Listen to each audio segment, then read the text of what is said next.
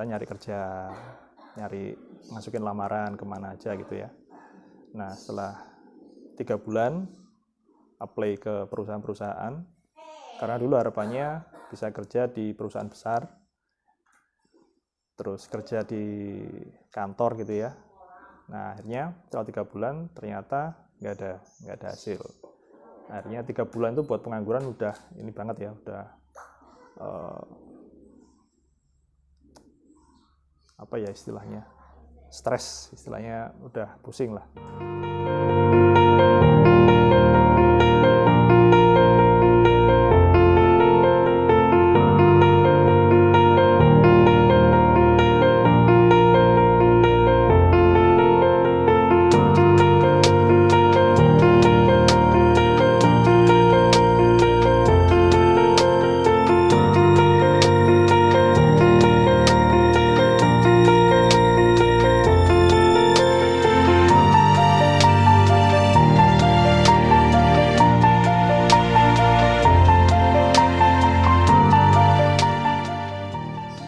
Assalamualaikum warahmatullahi wabarakatuh. Perkenalkan, nama saya Rofiul Hadi. Saya owner dari toko online Rumahku. Untuk Rumahku sendiri, kami adalah toko online. Secara garis besar kami jualannya di marketplace seperti Tokopedia, Lazada, Bukalapak, Shopee dan sebagainya. Untuk produknya, kami mayoritas peralatan rumah tangga, dan toko kami sudah berjualan sejak 2014 seperti itu. Saya mengenal dunia online itu sejak lulus kuliah, itu 2006. Setelah lulus kuliah, seperti umumnya fresh graduate ya, kita nyari kerja, masukin lamaran kemana aja gitu ya.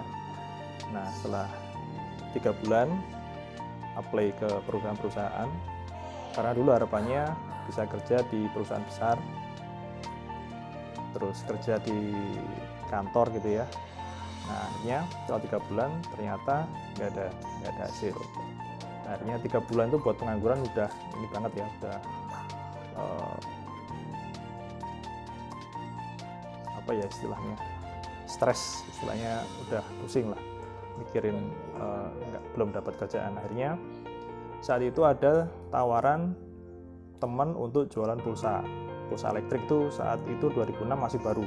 Dulu itu pulsa elektrik menggantikan pulsa gesek itu ya, pulsa gesek.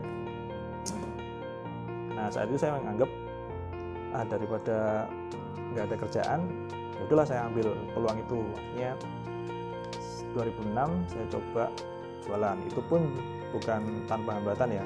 Saat itu terutama tantangannya dari orang tuanya menganggapnya udah kuliah jauh-jauh jualan pulsa, kalau cuma jualan pulsa nggak usah sekolah jauh-jauh.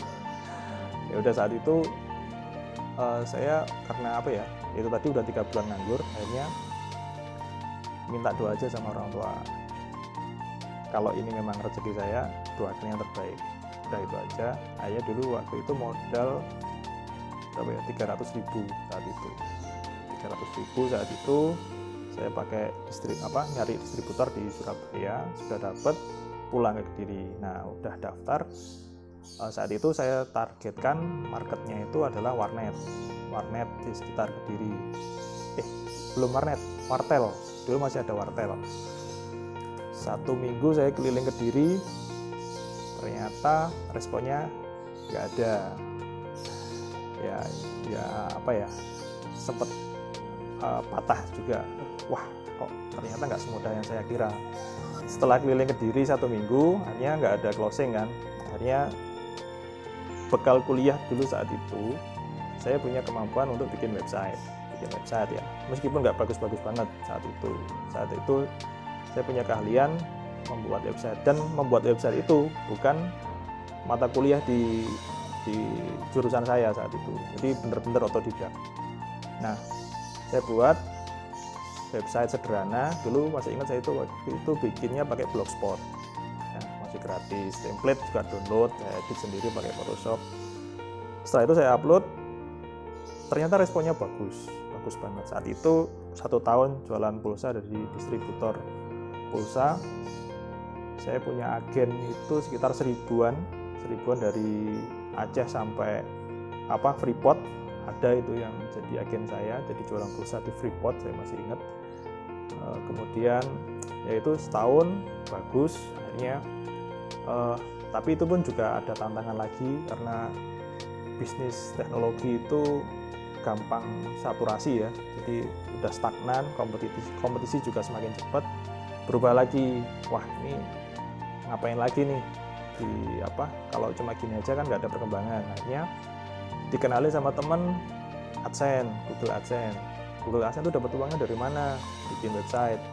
Oh, saya bikin website nih. Ya udah, saya bikin website. Kontennya apa? Kontennya saya ingat waktu itu lowongan kerja sama beasiswa, scholarship.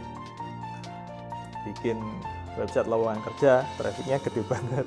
Banyak pengangguran di Indonesia ternyata. Banyak juga yang nyari beasiswa di Indonesia. Jadi kayak banyak sekali ya beasiswa di Indonesia dulu yang keluar negeri itu. Saya dulu hafal, kalau sekarang udah agak lupa. Trafficnya gede dari 2007 sampai 2013. Nah, saat itu ada musibah, jadi seluruh publisher Google AdSense di Indonesia itu kena banned semua. Akhirnya mikir lagi, ngapain lagi nih habis ini, akhirnya saya coba dropship. Dulu ada jualan dropship dari eBay sama Amazon, saya coba juga di situ. Nah, akhirnya ya itu 1 tahun juga. Nah, itu nggak berlangsung lama. Kenapa? Karena kualitas produknya saat itu dari Cina, dropshipnya dari Cina ke seluruh dunia, kualitasnya kurang bagus. Saya juga nggak tega jualan produk kayak gitu. Akhirnya saya nggak teruskan. Nah, dari situ saya nyari produk lagi gitu loh, karena saya sudah cocok sama jualan. Akhirnya saya jualan produk aksesoris wanita. Nah, saat itu saya masih ingat jualannya Hello Kitty karena banyak cewek atau wanita yang suka Hello Kitty ya, yang berbau pink gitu. Nah, saya coba jualan. Nah, akhirnya bergulir waktu sampai saat ini saya masih jualan produk online. Nah, mungkin yang perlu digarisbawahi ya buat teman-teman yang baru memulai usaha atau ingin berwirausaha. Jadi yang pertama, terkadang skill yang bisa membuat kita sukses itu tidak kita dapat dari bangku sekolah atau kuliah gitu ya, dari pendidikan formal. Kadang-kadang justru skill yang membantu kita untuk sukses itu dari luar, dari belajar otodidak, dari orang lain kita belajar gitu ya. Kemudian dari hal-hal yang kita sukai. Nah, karena dulu itu saya suka oprek-oprek website, seneng coding segala macam gitu ya, ngakali tampilan kayak gitu. Nah, itu ternyata membantu sekali. Itu yang pertama. Kemudian yang kedua, doa orang tua. Kalau misalnya teman-teman punya orang tua yang masih hidup, usahakan minta doa restu mereka ya. Kemudian kalau punya masalah sama orang tua, segera selesaikan. Jangan pernah menunda-nunda, karena itu bisa menghambat istilahnya jalan rezekinya dari kita gitu ya. Itu yang kedua. Kemudian yang ketiga, tidak ada yang instan ya, semuanya butuh proses. Saya belum pernah ketemu orang sukses itu awalnya itu memang sudah sukses atau sudah kaya. Pasti awalnya itu ada susahnya juga. Jadi semuanya tetap mulai dari nol gitu ya. Jadi nggak ada istilahnya instan gitu, nggak ada. Jadi semuanya akan berproses. Terus apalagi ya, ibaratnya ada istilahnya itu paradox of candy ya. Jadi Tuhan itu ngasih rezeki itu seperti permen. Permen itu ada bungkusnya ya. Kalau misalnya saya punya permen ya, satu sudah dikupas, satunya masih pakai bungkusnya, kira-kira teman-teman ambil yang mana? Biasanya mengambil yang ada bungkusnya. Padahal saya sudah kupaskan nih yang satu. Kenapa kok nggak diambil? Padahal nanti kalau ini yang masih ada bungkusnya ini diambil, teman-teman pasti juga akan kupas bungkusnya, kemudian baru dimakan. Nah, tetap aja bungkusnya dibuang gitu ya. Nah, istilahnya seperti itu. Jadi Tuhan itu ngasih rezeki itu sama bungkusnya. Bungkusnya itu apa? Sesuatu hal yang tidak kita sukai. Ya apa ya, capek, kemudian sedih, stres, ya gitu. Terima aja, syukuri aja. Nah, setelahnya itu nanti pasti ada rezekinya. Kalau di agama saya Muslim ya, itu ada surat Inna ma'al usri yusra, fa inna ma'al usri yusra. Jadi 2 kali ya Allah mengatakan itu. Setelah kesulitan itu ada kemudahan. Dan sesungguhnya setelah kesulitan itu ada kemudahan. Jadi janji Allah itu seperti itu. Jadi teman-teman tidak perlu berlarut-larut. Jadi kalau ketemu kesusahan gitu ya, ketemu sesuatu yang tidak sukai, malah senang, alhamdulillah habis ini ada rezekinya. Nah, kayak gitu aja. Jadi karena itu udah janji Allah, teman-teman pegang itu aja. Dan itu berlaku juga sama saya. Terus juga masih belajar ya. Jadi ya menikmati masa-masa. Kalau misalnya ada kesedihan, jualan nggak laku, dinikmati aja ya, sambil dinikmati ya, nanti ada waktunya juga, kan dunia itu pasti berputar ya. Nah, seperti itu aja dari pengalaman yang sudah ya. Jadi dari beberapa bisnis online yang sudah pernah saya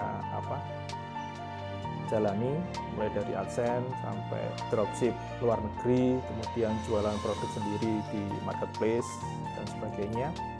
Akhirnya saya ketemu kalau yang paling enak itu pegang uang tiap hari. Ya, ada uang atau masuk uang di rekening tiap hari itu senang gitu. Jadi ada pegangan gitu. Beda kalau kita kayak Google AdSense. Google AdSense itu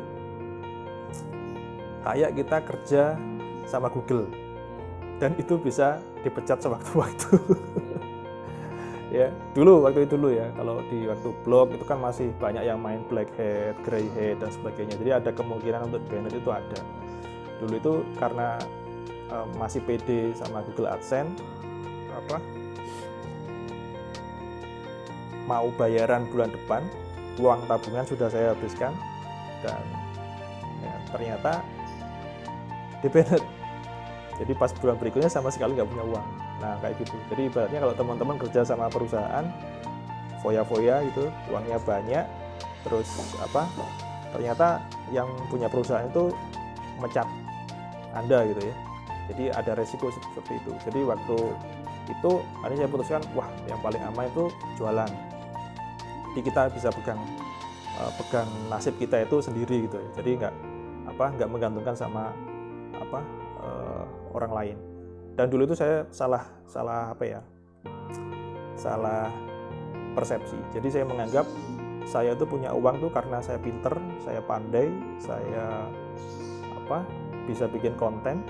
Ternyata salah. Yang membuat saya itu punya penghasilan itu Tuhan, Allah gitu ya. Jadi Allahnya itu lupa gitu loh. Jadi saat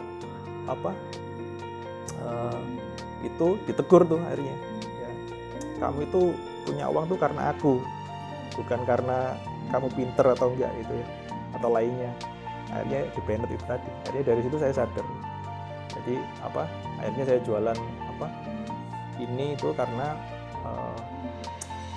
lebih bisa dihandle pemasukannya itu bisa dikendalikan loh. Jadi nasib kita bisa kita tentukan sendiri.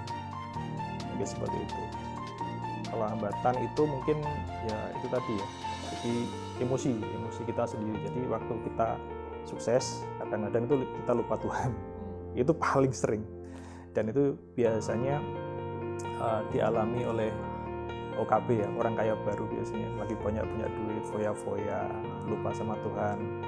Terus ibadahnya jadi ketinggalan. Itu itu yang harus kita hindari.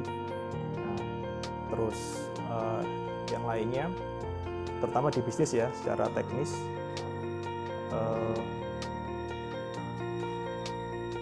teknologi berkembang cepat, perubahan juga berkembang cepat. Jadi banyak produk itu yang life cycle-nya cepat ya. Jadi kayak produk A hanya 1 bulan, 2 bulan harus ganti. Jadi setiap saat harus siap dengan produk baru. dulu masih modal awal tuh sekitar 2 juta, jadi nggak ada pinjem ya. Waktu itu anti pinjem pada siapapun, jadi modal seadanya itu diputar terus, jadi nggak ngambil keuntungan sama sekali. Jadi kalau ditanya, kalau nggak ngambil keuntungan terus hidupnya dari mana ya? Nah ya dulu itu ya ada penghasilan yang lainnya, jadi masih bisa buat masih cukup ya. Terus akhirnya modal yang segitu diputar ternyata gelundungnya juga jadi besar gitu ya, alhamdulillah.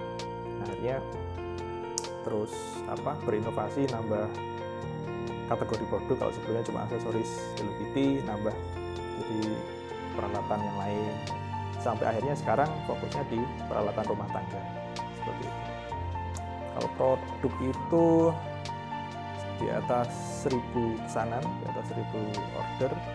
Kalau jumlah produknya ya sekitar ya nggak mesti, ada dari 2000 sampai 3000-an item produk seperti itu. Paling laris tergantung tergantung season, tergantung waktunya juga. Kayak awal-awal pandemi itu yang paling laris termometer. Terus masih ingat tuh dulu jas hujan, jadi dulu masih APD masih jarang ya, akhirnya nakesnya pakai jas hujan plastik itu dikasih karet. Nah ternyata itu juga laris. Terus kalau yang sekarang ini yang lagi hype produk-produk pertanian, jadi banyak yang bertani di rumah, kayak polybag, kayak pupuk, kayak benih-benih hidroponik. Nah seperti itu. Jadi memang tergantung waktunya juga. Gini, kalau kita jualan di offline, di buka toko di pinggir jalan atau di pasar gitu ya, kan kita harus settle tempat terlebih dahulu ya, jadi punya tempatnya dulu, kemudian belum yang jaga. Kalau kita kuat jaga sih nggak apa-apa, tapi kan kalau misalnya nggak kuat kita kan gaji orang. Nah itu untuk mulainya kan harus modal agak banyak. Kalau di online kita bisa mulai dari rumah dulu aja, jadi rumah yang space yang ada di rumah kita bisa pakai terlebih dahulu. Jadi kemudian untuk barang pun sebenarnya kita bisa tanpa stok, jadi kita misalnya pakai dropship atau misalkan pakai PO gitu ya, pre-order. Jadi kita bisa pakai dana dari calon pembeli atau pembeli untuk kita ambilkan produk. Nah, jadi keunggulannya seperti itu sih, jadi lebih mudah dan relatif tanpa resiko seperti itu. Jadi setiap produk itu ada segmen pasarnya masing-masing. Jadi untuk beberapa produk, misalnya seperti tadi ya aksesoris Hello Kitty, itu segmennya perempuan, lebih spesifik lagi yang suka dengan produk Hello Kitty. Kemudian kalau alat-alat rumah tangga, nah itu lebih ada spesifikasinya lagi, marketnya orang-orang di kota besar. Orang-orang di kota besar itu mereka itu tetap punya keinginan untuk belanja produk-produk rumah tangga, tapi mereka tidak ada punya waktu keluar. Nah, mereka biasanya terhambat waktu, kemudian tenaga. Kalau kota besar kan untuk beli alat-alat rumah tangga misalnya ke pasar harus ngeluarin motor dulu, kemudian jalanannya rame, belum panasnya ya, kemudian parkirnya, bensin dan sebagainya. Nah, padahal hanya beli 1-2 item saja. Nah, ternyata segmen pasarnya di situ. Jadi orang-orang di kota besar yang butuh dengan alat-alat rumah tangga dan tidak ada waktu untuk keluar. Nah, akhirnya mereka belinya di online.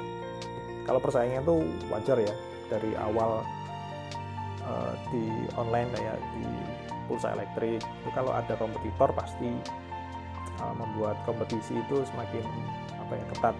Nah, kita harus yang pertama, kalau saya sih biasanya kalau yang dimainkan teman-teman itu biasanya saingannya harga. Jadi harga itu murah-murahan gitu ya, biasanya seperti perang harga. Nah, kalau saya sih kalau main di perang harga bisa aja, tapi saya nggak pilih itu. Saya cenderung pilih cari produk yang lainnya. Jadi kita riset terus produk yang dicari oleh konsumen itu apa, kita cari produsennya atau variannya atau turunannya. ya, turunan produknya. Nah, kita coba pasarkan. Dan selama ini sih dari riset-riset seperti itu sih kita bisa survive ya sampai sekarang. Jadi kita nggak pernah kekurangan produk baru. Ya intinya sih itu sih, semua produk itu bisa dijual di online. Caranya cuma satu, diupload. Kalau cuma dilihat nggak bisa laku. Seperti itu. Oke, tipsnya yang pertama, teman-teman bisa mulai dari hal-hal yang teman-teman sukai. Misalnya suka bikin konten, oke, nggak apa-apa bikin video di TikTok, video di YouTube atau sosial media dan sebagainya, boleh.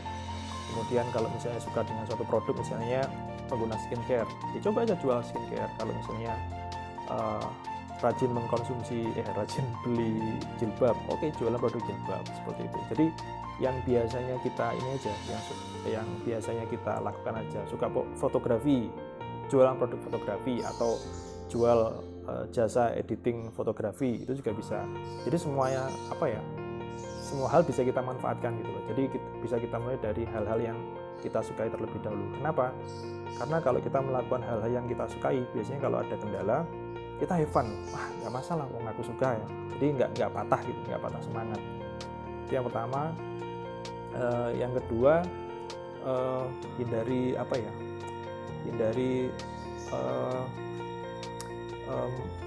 fix pengeluaran tetap. Jadi misalnya teman-teman ingin mulai usaha, kemudian harus beli toko gitu ya, kemudian harus beli kulaan gitu ya, nggak usah. Jadi teman-teman bisa mulai dari dropship dulu, mulai dari rumah dulu gitu ya. Jadi nggak perlu setting tempat dulu atau booking tempat, kemudian harus stok barang, nggak usah. Jadi teman-teman bisa fleksibel gitu ya, riset, dihindari fixed cost-nya. Kemudian ya mulai dari yang ada dulu aja di rumah gitu ya. Jadi intinya teman-teman bisa mulai dari hal-hal yang kecil terlebih dahulu. Kalau background saya S1 teknik industri. Kalau cita-cita saya dulu ya seperti anak-anak pada umumnya ya, pengen jadi pilot. Tapi setelah besar takut ketinggian, akhirnya nggak jadi. Hanya milih jadi teknik aja. Kalau di titik nol pernah dulu itu, yaitu waktu di Bennett AdSense itu tadi ya. Jadi saat itu penghasilan itu ribuan dolar ya. Nah, terus saat itu langsung tanpa penghasilan sama sekali saat itu ya. Jadi saat itu wah, ini apa ini, kok nggak ada penghasilan sama sekali. Nanti saat itu udah berkeluarga, jadi keluarga mau apa gitu ya, mau dikasih apa itu saat itu. Tapi ya saat itu saya anggap peringatan dari Tuhan, kalau kamu itu sudah terlalu jauh gitu ya. Jadi kamu udah aku kasih nikmat banyak, tapi kok kamu semakin jauh dari aku. Udah, kamu balik lagi ke aku. Ya bener akhirnya. Seperti teman-teman gitu ya, kalau punya masalah pasti baliknya ke Tuhan ya. Sholat, zikir, diperbanyak ibadah. Pasti seperti itu. Jadi kalau suatu saat teman-teman ada di titik paling bawah, pasti itu peringatan ya. Itu diajak oleh Tuhannya untuk kembali gitu ya. Diajak kembali untuk ke jalan yang lurus, jalan yang benar ya. Ya kalau teman-teman misalnya sudah sukses tapi masih di jalan yang lurus, ya teman-teman harus banyak bersyukur. Jadi tapi kalau teman-teman sudah terlalu jauh dari dari ibadahnya, dari Tuhannya, ya siap-siap untuk ditarik kembali ya. Semuanya kenikmatan yang didapat itu tadi.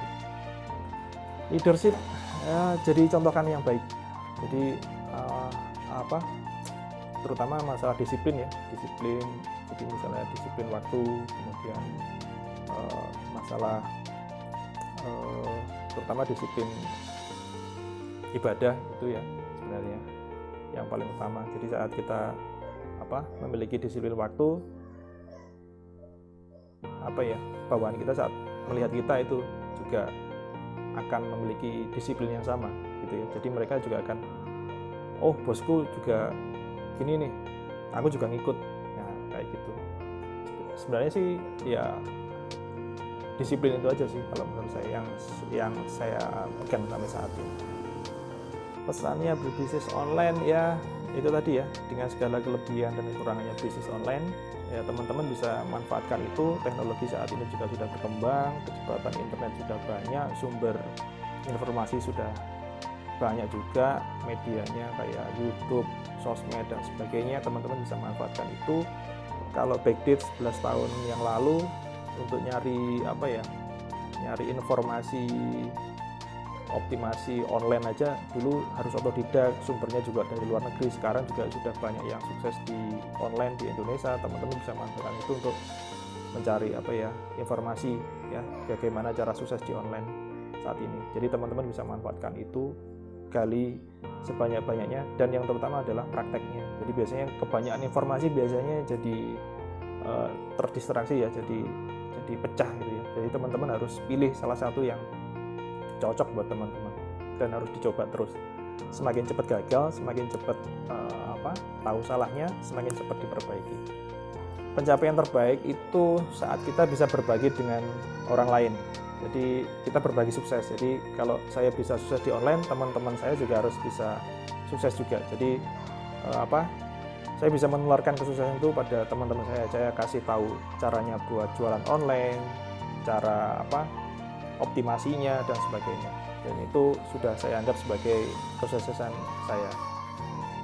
Penutup ya, semoga teman-teman bisa memanfaatkan informasi yang ada di internet saat ini secara online ya, untuk dipakai untuk mengoptimalkan kemampuan teman-teman ya. Saya yakin teman-teman punya kemampuan masing-masing ya. Teman-teman bisa gunakan kemampuan yang ada itu untuk sukses ya. Yang perlu digarisbawahi adalah biasanya teman-teman itu punya banyak kemampuan dan bingung ya mana yang harus dipakai.